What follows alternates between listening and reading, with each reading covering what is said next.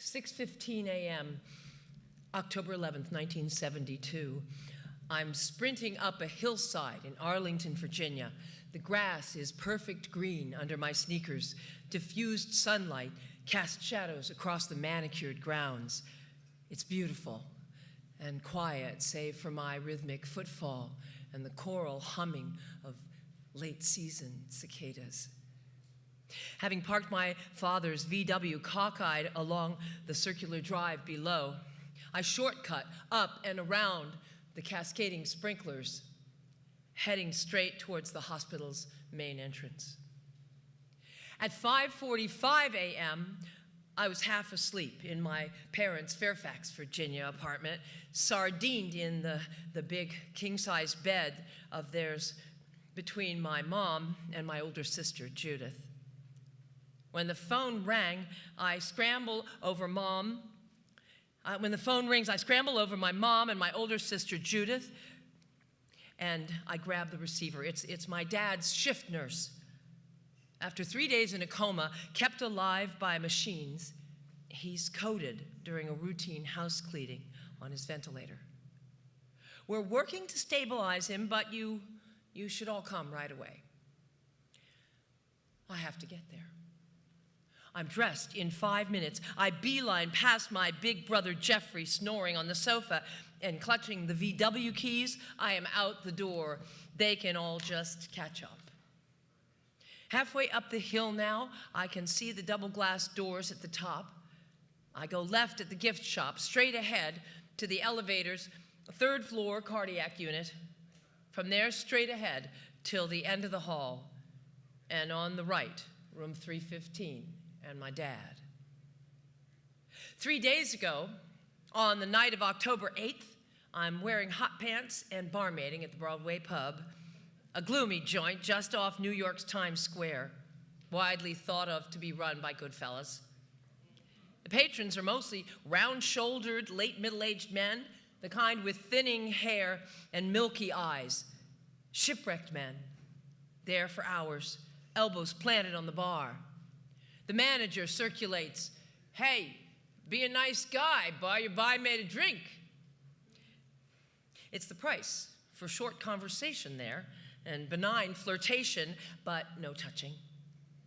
Most nights, I'll have multiple vodka tonics lined up along the back of the mahogany bar, and this is fine by me.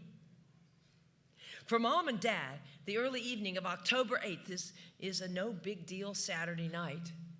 Dinner at home, but wait, what did my mom cook? Did she cook chicken? Did she cook meatloaf?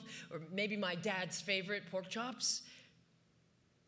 I need to know. I need to know, like magical thinking. Maybe I can get there and change it in my mind. Now, they're sitting on the sofa, and they're watching All in the Family. Has Edith just said, "Archie?" at another one of her husband's dumbbell racist remarks? And then there's a big canned laugh? I still replay my home movie of that night, jump cuts and all. A suburban apartment furnished in familiarity, sleek dance coffee table with matching lamps and sideboard, the manly black UV insignia'd rocker, deep burgundy, almost comfortable sofa. Most everything my folks kept after the sale of our Indiana home and my dad's semi-retirement and their move back to their mid-Atlantic roots. I see Bill and June lean into one another then on that almost comfortable couch, watching a show they just love. Daddy chuckles, Mom laughs her big signature out-loud laugh, snorting occasionally. A perfectly normal evening at home. See, I can fill in what's missing, but what happens next, well, that's crystal clear. Etched with indelible ink, chapter and verse in our family Bible, and a riveting read. There's no warning signs. Bill doesn't complain or grimace. He doesn't clutch his chest. He doesn't turn to look at June, the love of his life, or even simply kiss her cheek. There's a punchline, a laugh, life as they know it, and here it's my mom's voice In my mind, I can hear it retelling for the umpteenth time.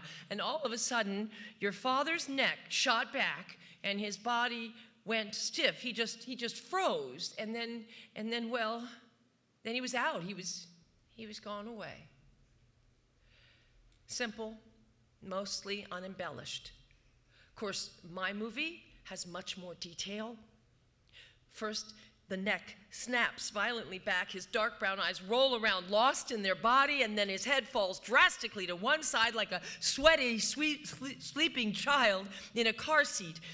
His heart has already stopped beating, and by the time the paramedics get there, he's been flatlining for 10 minutes. His 3 kids rush in from Colorado, from Vermont, me from New York. We camp out with Mom and wait for him to wake.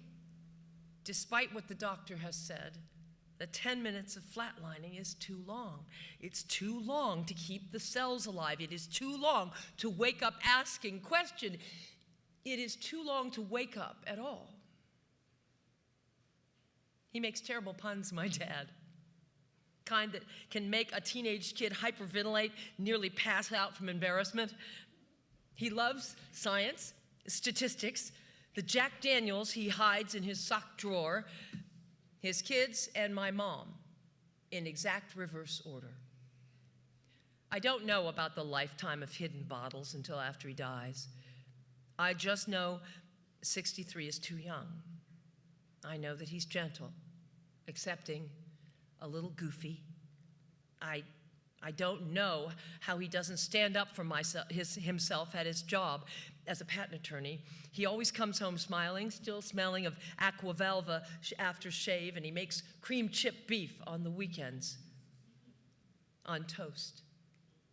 And he teaches me to drive around and around the elementary school parking lot across the street from our house.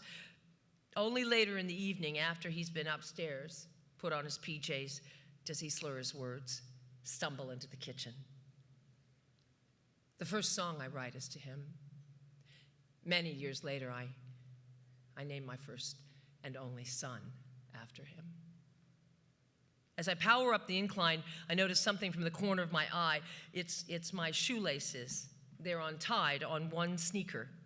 But not being able to lose present sections, I keep running. I've got to get there. A few seconds later, they're trailing under my feet. Oh, God, I'm afraid of tumbling over, head over heels, and I'm rolling down the hill and breaking one leg, or maybe both legs, possibly losing not just minutes, but hours and days, and I stop, and I bend down. I carefully retie and I double knot the goddamn shoelace, and it's all fixed. It is all fixed. I jump up, I race to my dad.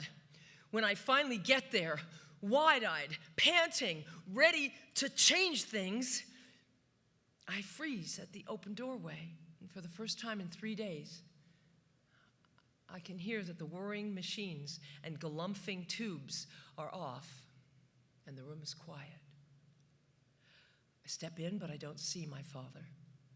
In his place, I see an absent gray face, sunken cheeks, and a paper doll arm. There's no light in him now. I don't understand. I walk to the bed and I pet his head, his funny, bristly, flat top. The nurse who called, she stands on the other side of his bed. She's quiet. She's reverent, like an angel. I look up at her. "I'm so sorry, honey," she says. "You just missed him." Thanks.